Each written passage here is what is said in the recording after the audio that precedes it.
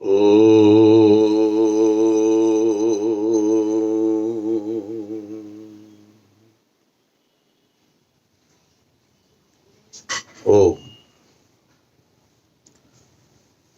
आज का जो विषय हम लेने जा रहे हैं वो है मन।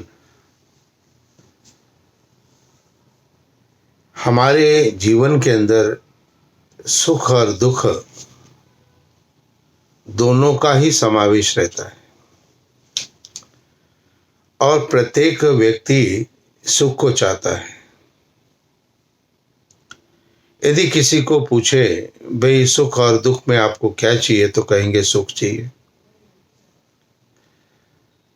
तो सुख और दुख जो भी हमें प्राप्त हो रहे हैं, यदि हम चाहते हैं कि अपने आगे के समस्त जीवन के अंदर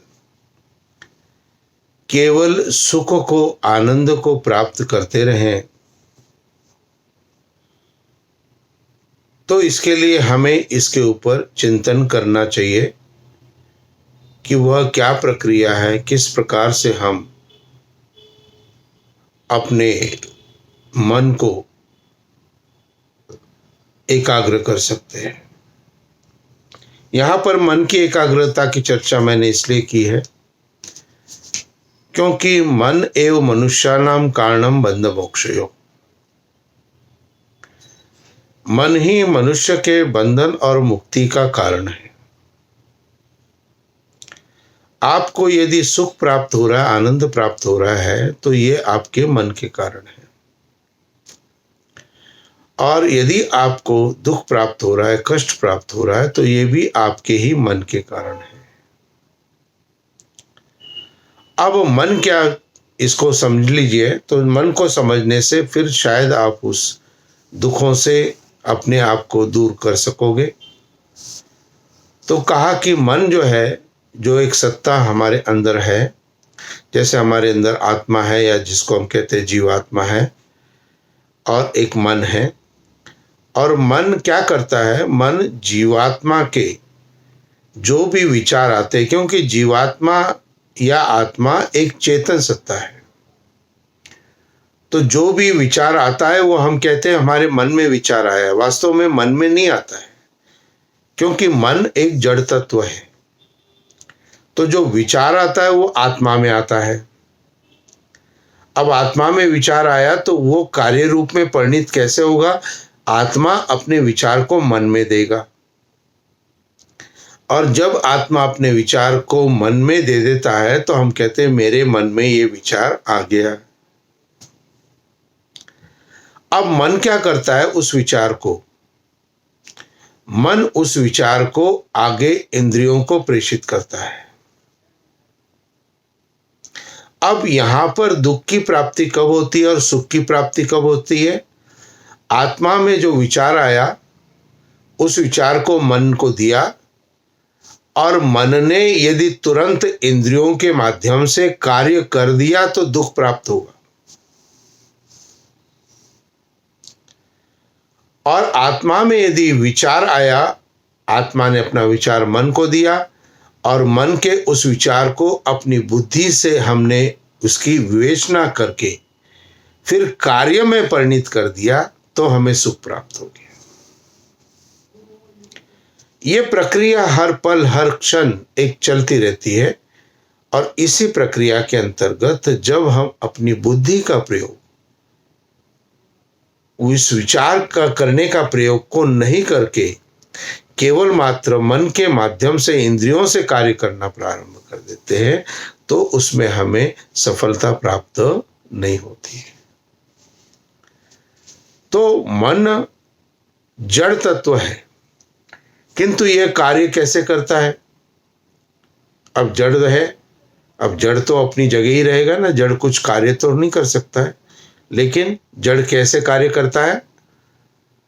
तो जड़ को कार्य की प्रणाली को समझने के लिए हमें विचार करना चाहिए। जैसे एक स्कूटर है या कार है, और उस कार के द्वारा हम 10 किलोमीटर चल करके जाते हैं, अपने लक्ष्य तक जाते हैं। अब कार या स्कूटर चेतन है या जड़ है? तो ये जड़ है। अपने आप चल सकती है क्या? नहीं चल सकती है। कौन चला रहा था? कोई चेतन सत्ता यानी कोई व्यक्ति उसको चला रहा था। ठीक इसी प्रकार से मन जड़ है, लेकिन आत्मा चेतन थी, तो आत्मा की शक्ति से मन आगे कार्य करने लग जाता है। और आगे उसके पास साधन क्या है? मन के पास इंद्रियां, इसके पास साधन है, बुद्धि भी एक साधन है। इन साधनों का प्रयोग करके फिर वो कार्य के अंदर परिणित हो जाता है। तो सुख और दुख जो हमें प्राप्त होते हैं, उसके हाथ पीछे कहीं ना कहीं हाथ हमारे मन का होता है। इसलिए किसी ने कोई बात गलत कह दी और मैंने तुरंत मन के अंदर उसके प्रति ईर्ष्या, द्वेष की भावना, क्रोध की भावना को उत्पन्न करके और फिर बोलना शुरू कर दिया, तो सब कुछ अनियंत्रित हो गया। इसीलिए कहा गया अपनी बुद्धि का प्रयोग करो। इसीलिए गायत्री मंत्र के अंदर भी हम बुद्धि की प्रार्थना करते हैं। जिसकी बुद्धि उत्तम उसके कर्म उत्तम, और जिसकी बुद्धि भ्रष्ट उसके कर्म भ्रष्ट।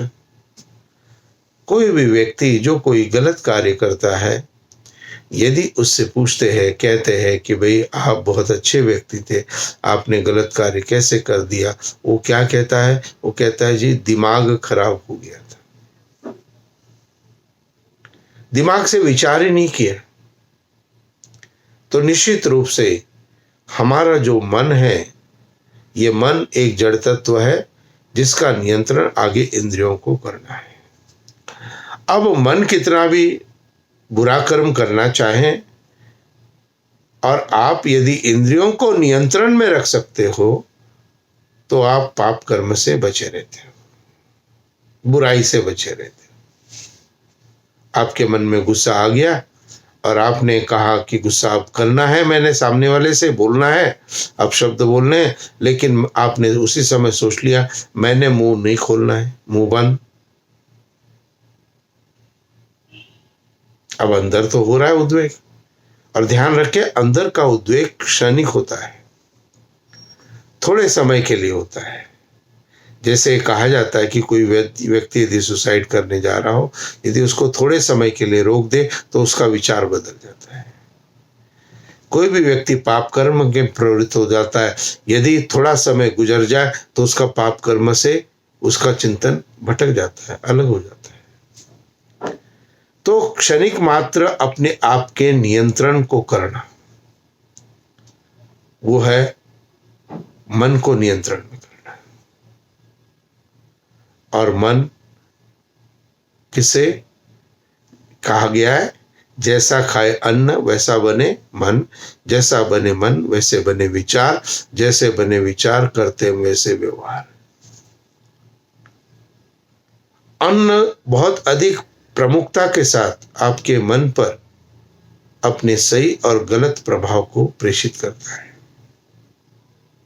एक गिलास दूध का जब हम पीते हैं तो हमें शक्ति प्राप्त होती है, और उसी क्वांटिटी का एक गिलास शराब का यदि कोई व्यक्ति पीता है तो क्या होता है? उसका लीवर खराब हो सकता है, उसकी बुद्धि भ्रष्ट हो सकती है, उसके विचार पाप के आ सकते हैं। सामान्यतः वॉल्यूम के अंदर दोनों ही लिक्विड है, सामान्यतः वॉल्यूम के अंदर दोनों ही इक्वल है, लेकिन अंदर जाकर के उन्होंने आपके मन के ऊपर अलग अलग प्रभाव डाल दिए।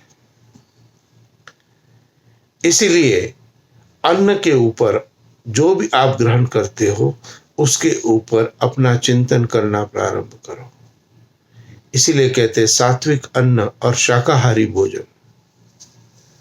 सात्विक अन्न और शाकाहारी भोजन आपके मन को उद्वेग से बचाएगा, क्योंकि जो भी मांस खाने वाले पशु पक्षी है वो सब उद्वेग से भरे होते हैं, वो सभी हिंसक होते हैं। और जो घास खाने वाले होते हैं, वेजिटेरियन प्राणी होते हैं, वो सभी शांत स्वभाव के होते हैं। तो इसलिए हम यदि चाहते हैं अपने वर्तमान जीवन में सुख और आनंदमय जीवन को जीना, यदि हम चाहते हैं हमारा जीवन सुखमय हो, आनंदमय हो, तो हमें अपने अन्न के ऊपर विचार करना पड़ेगा। सात्विक अन्न, शाकाहारी भोजन करते हुए अपने मन को नियंत्रित करना प्रारंभ करना पड़ेगा। और मन के नियंत्रण के लिए ईश्वर की भक्ति, ईश्वर की उपासना भी एक साधन हमारा हो सकता है। और उस साधन के माध्यम से हम अपने जीवन को आगे उन्नति की तरफ जा सकते हैं। ये बहुत अधिक लंबे गैप के बाद ये मैं वीडियो पुनः डाल रहा हूँ और प्रयत्न करूँगा कि बार बार आपको कुछ न कुछ ज्ञान प्राप्त होता रहे। इति ओम शांति शांति शांति। ओम ओम शांति शांति शांति। नमस्ते जी।